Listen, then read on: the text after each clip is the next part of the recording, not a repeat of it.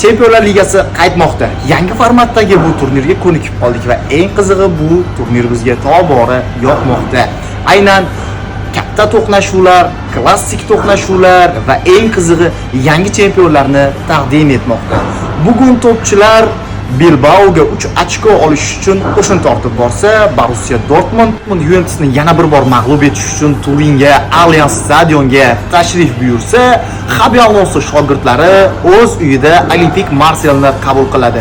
Real Madrid Olimpik Marseil o'zaro 4 bor to'qnash kelgan bo'lsa, barchasida qirollik klubi g'olib chiqqan. Haqiqiy janglar 18 sentyabrdan boshlanadi. Anfield maydoni matraschilarni qabul qiladi.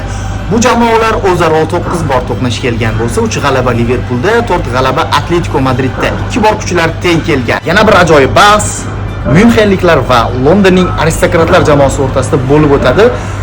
Chelsea penaltilarni hisobga olmaganda Bavariyani 20 yil oldin 4-2 hisobida mag'lub etgan ekan, lekin baribir Chelseaning eng esda qolarli g'alabasi bu 2012-yilgi UEFA Chempionlar Ligasi finali bo'ladi.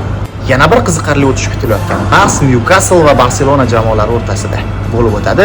Aynan oxirgi bor bu jamoalar 22 yil oldin to'qnash kelgan va yakunda Barselona jamoasi g'olib chiqqan. Birinchi turni yakunlab beradigan klassik to'qnashuv bu Manchester City va Napoli jamoalari o'rtasidagi bahs.